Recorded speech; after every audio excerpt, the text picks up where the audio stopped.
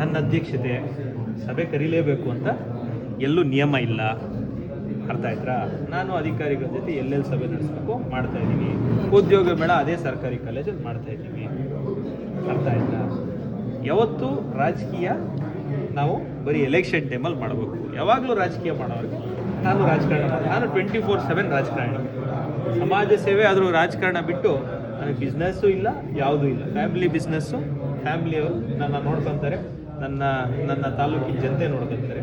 ನಾನು ಸಂಪೂರ್ಣವಾಗಿ ತಾಲೂಕಿನ ಜನತೆ ಪರವಾಗಿ ಕೆಲಸ ಮಾಡೋಕ್ಕೆ ಮಾತ್ರ ನನ್ನ ಸಮಯವನ್ನು ಮೀಸಲಿಟ್ಟಿದ್ದೀನಿ. ಅರ್ಥ ಆಯ್ತಾ? ಸಭೆ, ಕಾಲೇಜ್ ಸಭೆ ಕರೆಯುವಂಥದ್ದು ನನ್ನ ಅಧಿಕಾರ. ಒಂದು ಸಮಿತಿ ಆಗಿರೋದನ್ನು ಕಿತ್ತಾಕಿ ಇನ್ನೊಂದು ಸಮಿತಿ ಮಾಡಿದ್ರೆ ಅದಕ್ಕೆ ನಾನೇನು ಮಾಡಬೇಕು ಅಷ್ಟು ರಾಜಕಾರಣ ನಾನು ಮಾಡಬೇಕು. ಮಿಕ್ಕಿದ ಕಮಿಟಿಗೆ ಏನೇನು ರಾಷ್ಟ್ರೀಯ ಕಮಿಟಿಗೆ ಏನು ಬಂದಿದೆ ಅಂತ ಕರಿಬೇಕು, ಎಷ್ಟು ಗೋಲ್ಮಾಲ್ ಆಗಿದೆ ಓದ್ ಸತಿ ಅಂತ ಕೂತ್ಕೊಂಡು ರಾಷ್ಟ್ರೀಯ ಕಮಿಟಿಯಲ್ಲಿ ಒಂದೇ ಸತಿ ಚರ್ಚೆ ಮಾಡ್ತೀವಿ. ಅದನ್ನೆಲ್ಲ ಪಬ್ಲಿಕ್ ಡೊಮೇನ್. ನಾನು ಫಸ್ಟ್ ಡೇ ಹೇಳಿದ್ದೀನಿ, ನನಗೆ ಹಿಂದೆ ಆಗಿರೋದನ್ನು ಯಾವುದು ನಾನು ಕೆದ್ಕಲ್ಲ. ಇವತ್ತು ಹೇಳ್ತಾ ಇದ್ದೀನಿ ನೇರವಾಗಿ, ಕೆದ್ಕೋ ರೀತಿ ಮಾಡಿಸ್ಕೊಂಬಿಡಿ. ನಿಮ್ಮ ಬಗ್ಗೆ ನಾನು ಮಾತಾಡಲ್ಲ.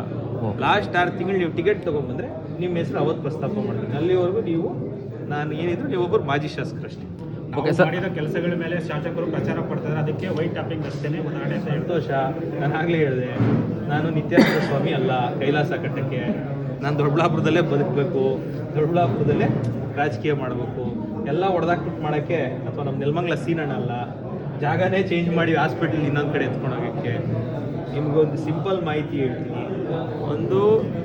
ಒಂದು ಆ್ಯಕ್ಷನ್ ಪ್ಲ್ಯಾನು ಸಹ ನಾನು ಬಂದಾಗಿಂದ ಚೇಂಜ್ ಮಾಡಿದ್ದೆ. ನಗರಸಭೆ ನಮ್ದ್ರಿ, ಎಲ್ಲ ನಮ್ಮವರು. ನಾನು ಯಾಕೆ ಚೇಂಜ್ ಮಾಡಲಿ?